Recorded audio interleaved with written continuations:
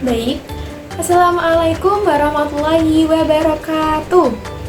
Bagaimana kabarnya hari ini teman-teman?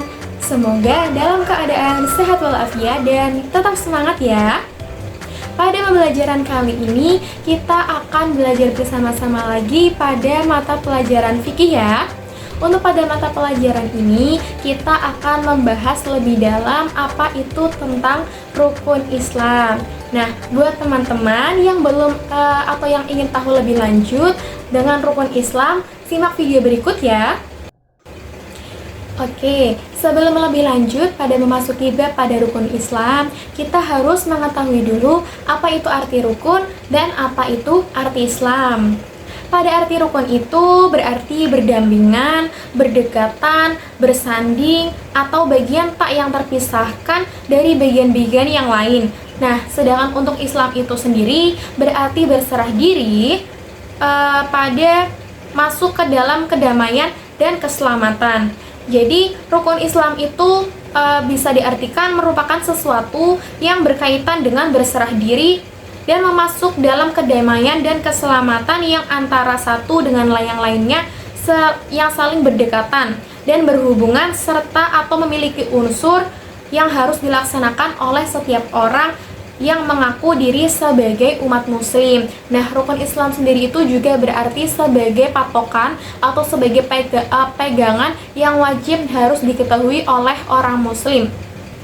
Oke, lanjut. Tadi kan sudah dijelaskan ya apa itu pengertian rukun Islam. Nah, sekarang apakah teman-teman ada yang tahu berapa jumlah rukun Islam?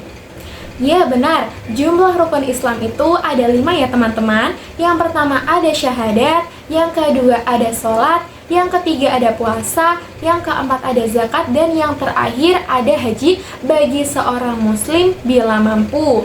Nah, selanjutnya kita akan membahas satu persatu apa itu pengertian dari rukun Islam yang terdiri dari 5 itu. Tadi kan sudah dijelaskan apa itu pengertian dari rukun Islam.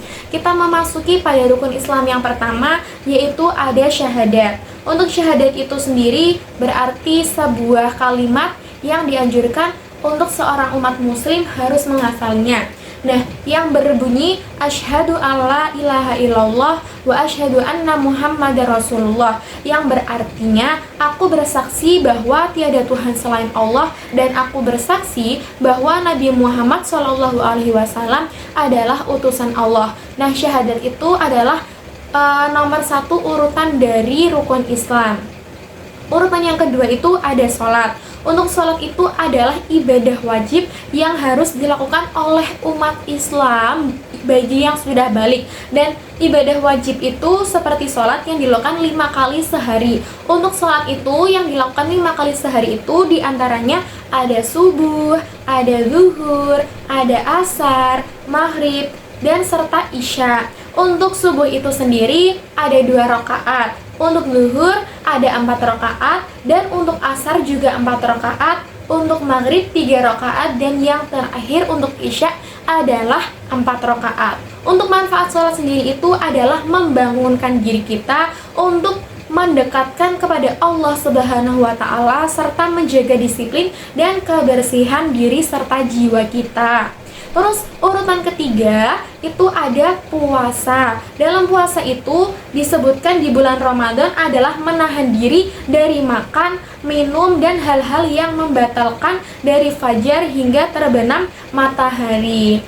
Yang membatalkan puasa itu seperti apa teman-teman? Seperti makan dan minum yang disengaja, itu terus melakukan zina di siang hari pada saat masih menjalankan ibadah puasa. Terus untuk runtutan dalam puasa itu kita seperti sahur dulu, terus puasa dari terbitnya fajar sampai terbenamnya matahari. Terus setelah itu kita berbuka puasa pada waktu adzan maghrib. Nah, pada manfaat puasa itu ada meningkatkan ketakwaan diri dan kesabaran dari dalam hati.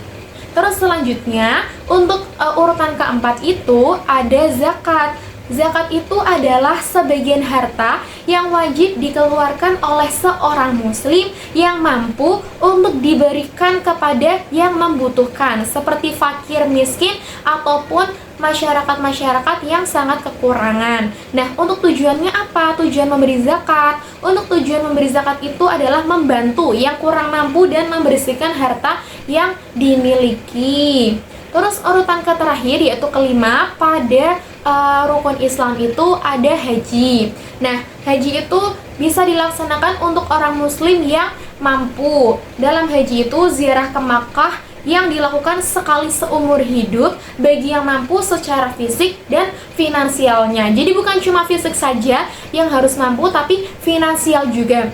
Jadi harus dua-duanya harus balance ya teman-teman ya. Nah, manfaat dari haji itu apa? Manfaatnya itu kita memiliki pengalaman spiritual dan memperkuat rasa persatuan bagi umat Islam satu sama lain. Terus selanjutnya kita akan membahas ada hikmah-hikmah rukun Islam. Untuk hikmah rukun Islam sendiri, yang pertama itu ada syahadat. Dalam syahadat itu memiliki hikmah, merupakan gerbang masuk. Gerbang masuk Islam yang syahadat itu menjadi awal dari proses menuju Islam. Nah, jadi buat teman-teman nih yang pertama kali masuk Islam itu harus bersyahadat dulu. Tadi bunyinya apa? Seperti asyhadu alla ilaha illallah wa asyhadu anna muhammadar rasulullah. Jadi syahadat itu adalah awal masuk atau pintu masuk bagi seorang yang ingin menjadi umat muslim atau umat Islam. Selanjutnya hikmah sholat. Sholat itu memiliki hikmah yaitu memberikan kesempatan bagi seorang hamba untuk berkomunikasi langsung kepada Allah Subhanahu wa taala. Jadi dalam sholat itu juga bisa berarti berdoa atau mengadu kepada Allah Subhanahu wa taala. Entah kita berdoa yang baik untuk kedepannya atau yang belum terjadi atau yang ingin kita impikan. Terus selanjutnya ada zakat. Untuk zakat itu hikmahnya itu bertujuan untuk membersihkan harta dan jiwa kita. Jadi kita memiliki harta sebanyak-banyak mungkin, sebisa mungkin kita harus membersihkannya dengan mengamalkan berzakat kepada umat muslim yang secara finansialnya itu kurang mampu atau bisa disebut dengan fakir dan miskin. Selanjutnya pada puasa, hikmah puasa itu pada bulan Ramadan itu bisa melatih kesabaran dan empati terhadap sesama muslim yang kelaparan. Jadi kita bisa menahan rasa amarah, menahan rasa lapar atau minum dan yang lain-lain yang bahkan bisa membatalkan puasa itu sendiri. Terus selanjutnya yang kelima ada haji. Pada hikmah haji itu dapat memperkuat ikatan komunal di antara umat muslim yang global. Nah, pada Mekah itu kan bukan cuma dari negara kita saja ya, dari negara-negara lain yang belum pernah kita temui. Jadi kita bisa memperkuat komunikasi antara muslim global.